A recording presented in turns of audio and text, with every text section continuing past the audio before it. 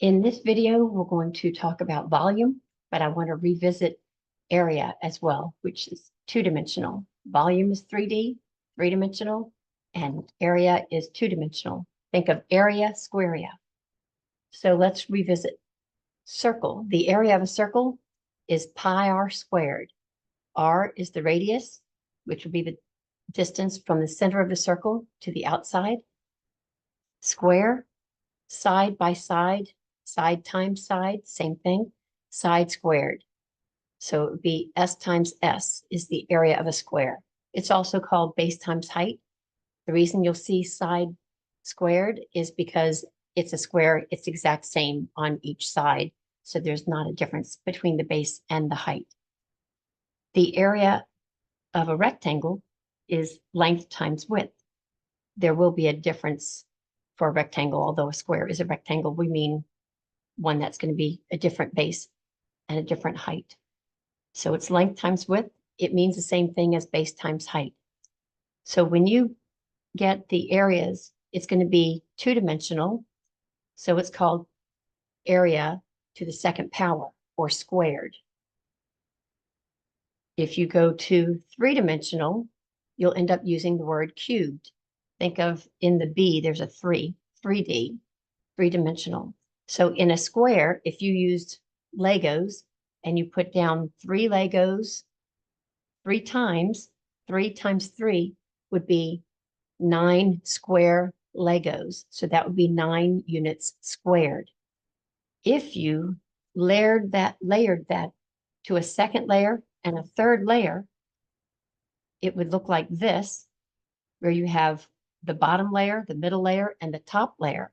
And there are 9 cubes now on each layer. So it would be 3 times 3 is 9, times 3 would be 27. So that would be 27 cubes. So that's what we're going to be talking about, is 3 layers. The volume of a cylinder, volume of a cube, and volume of rectangular solid.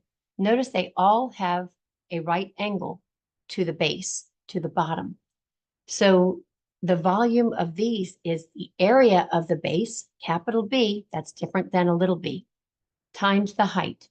We have to find the area of the base. Here it would be the area of a circle times the height. Area of the base of a cube would be S squared, or length times width, times height. And the volume, I said area, I meant volume, but well, I guess the area of the base, sorry. And the area of the base here would be length times width. Then to find the volume, multiply that by height. So you find the area of the base when they're right to the base, and then times the height. Notice it's not little b. Little b means just this base, or this base. It's not capital B, means you have to find the whole area of the base. So let's try something like that. If we have a cylinder, the volume of a cylinder has the area of a circle, which would be pi r squared. And then we're going to multiply that by the height. I'm going to put the formulas there for you. So pi r squared h. What is the r? That's the radius. So we would say pi times 3 squared times the height is 8.4. Be sure when you put the point, the decimal, that it's lower. And I like using the TI 30XS calculator. That's my favorite calculator. So this is pi. I can say pi times 3 squared times 8.4. And it's 237.504. 0.50 if I was rounding it to the nearest hundredth. That's the tenths place, that's the hundredths. And the 4 does not make the 0 go up to 1. 5 to 9, go up the line. 0 to 4, keep the score. So that means you're going to keep that number. Let's do a couple of others. What about if we had a rectangle, but it's a rectangular solid. And we had 3 by 7 by 4. Freehand, it's not my best drawing. Its length times width times height. That's the rectangular solid here. The length is 7 times 3 times 4. It doesn't matter if we do 3 times 7 times 4 or 7 times 3 times 4. When you're multiplying all these three, it's going to give you the same answer, which is 84. So if this was yards, it would be yards cubed. That doesn't mean to take this number and multiply it 3 times. It just means that each yard is a cube shape, okay? And this is 84 units cubed or cubic units. It means the same thing. It means it's made up of cubes, not just squares. So what would happen if we did a cone? So this is the same thing as a cylinder. However, a third of it has been cut away on this side and a third of it has been cut away on that side. So out of 3/3, if I take away 1/3, cut it away, and I take away another third, I'm taking away 2/3 of it, and this is all that's left, is 1/3. That's why the formula is just 1/3 area of the base times height. What's the area of the base here? A circle. And what is the area of a circle? Pi r squared, then times the height. I like to write the formula each time when you go to write a problem or have it at the top somewhere. So let's bring this down. So this is a cone, and it has a height that's perpendicular to the base. A height is always making a right angle to the base. Otherwise, it can't be called a height. There is something called the slant height, which would be this, but we're not using that. So 1/3.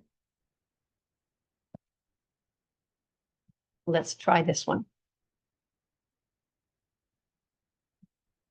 It's the radius is 0.6 squared and then times 1. This has a fraction, so I can just click that and type 1 and arrow down and do 3. Pi times 0.6 squared times 1. It's not really necessary to type the 1 because anything times 1 is itself. But for the sake of the formula, I'm going to multiply it out, which is 0.3769. If I want to round it to the nearest hundredth, that's the last digit that I want to see. I look at the next one to see if basically 76 is closer to 80 or 70. And because it's 5 or greater, it does make it closer to an 8. So it would be 0.38 units squared. Let's try this one.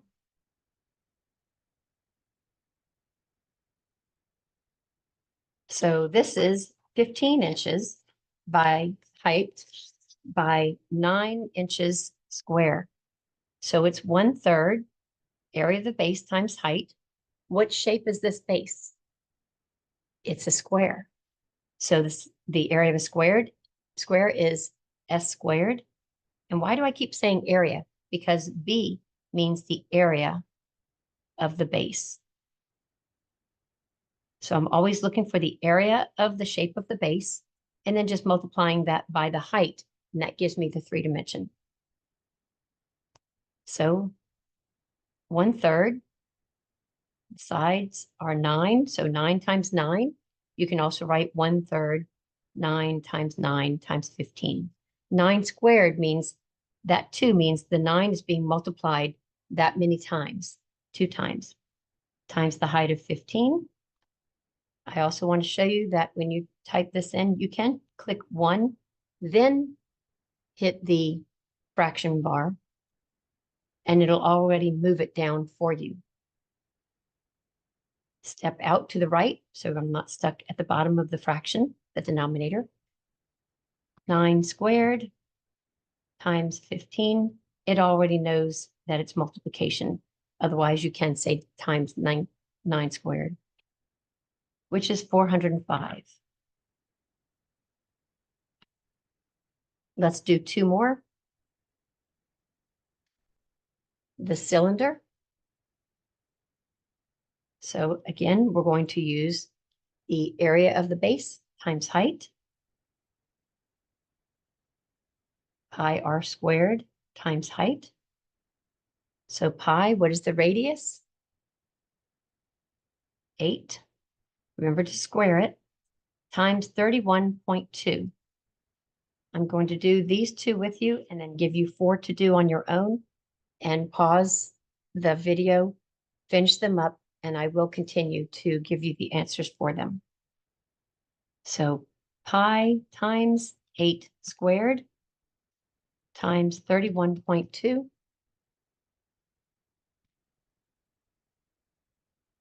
6273.13. I can also do pi times 8 times 8 times 31.2. The square just means 8 times itself, 8 times 8. So I have 4 more for you. If you can pause the screen here, that would be great. And I'm going to put this so that you may see the formulas while you're doing it.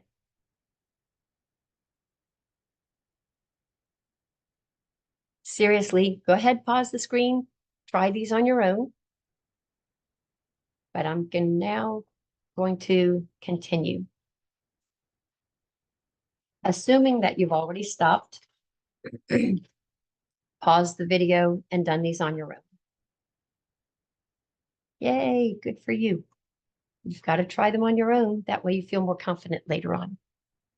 Okay, so the area of this is like a rectangular solid. So the area of the base is a square. So I know it's 1/3 because the thirds have been cut off of it turns into a pyramid.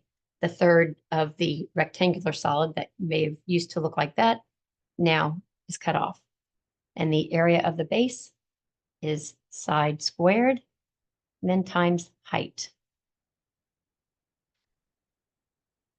If you'd like to still see the volume formulas, we can keep that there.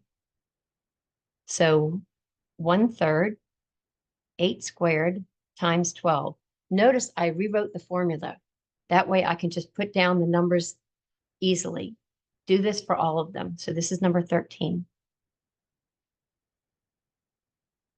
1/3 times 8 squared times 12, 256. Units what? Units cubed. Hope you did that instead of putting them as a square. Number 14, what shape is that? A cone, and 1/3 has been taken off of each side. So be sure to write 1/3. The area of the base, which is a circle, and that's pi r squared, times the height. 1/3 times pi. I like to use the pi key on the calculator, but you can always use 3.14. If it's a little bit off from what the answer is that they round it, it should be close enough that they'll give it to you. Some people prefer to use 3.14. Some people prefer to use the pi key. If they don't tell you in advance which one is needed to be used, then you should be free to do whatever you want. So the radius is 0.8. Be sure you do the right one. 0.8 squared times 12. Normally, if I were to square something, I would put it in parentheses. Because these are all dimensions and length or width or height, they're all positive. If you have it as negative, I would put them in parentheses before I put the 2 on the outside. I'll explain about that afterwards. So we'll do 1/3 times pi times 0.8 squared times 12, which is 8.04 units cubed or cubic units. Last two. So we have a cylinder, area of the base, pi r squared times the height. So pi, what is the radius? 4, we square it, and then times the height of 25.2. If you didn't do this beforehand, you can always pause it now and make sure you get the right answer in your calculator.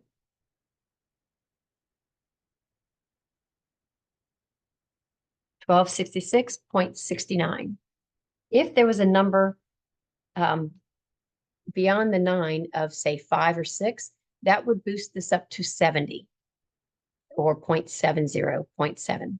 But it's just 1266.69. And the last one, length times width times height. Doesn't matter which one you call the length, we're just going to go in order.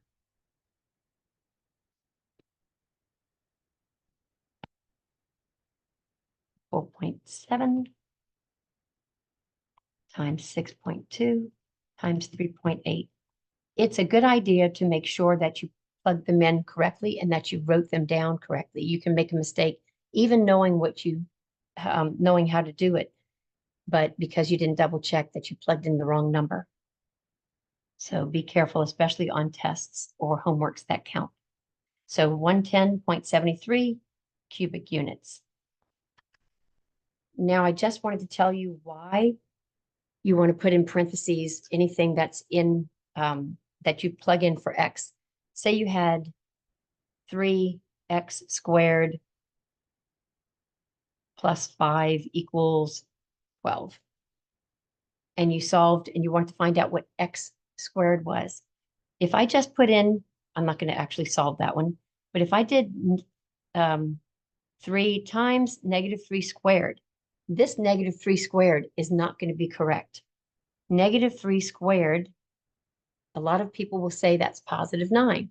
Does that make sense to you? It sounds like it should make sense because you know -3 times -3 is +9. But the mathematicians decided if you don't have parentheses around the -3, then you square the 3, that's 9, and just bring down the negative. So that's -9. Let's test it with the calculator. Not all calculators are correct in showing this. If I press -3 squared, it gives me -9. So be careful. If you're plugging in for x, put parentheses around it so that you can just do -3 parentheses squared. What is the difference? That too means that the -3 is being used twice. And negative times negative is positive. Double checking. We'll put parentheses, -3, close parentheses, and square that. And you get +9. So I hope that helps you. And if you ever do the quadratic formula, which has in the square root b squared minus 4ac, be sure to put parentheses around the number that you're plugging in for b. Do not put -3 squared because that's not helping. The parentheses are not helping separate the 3 from the squared. Hope that makes sense. See you next time. God bless.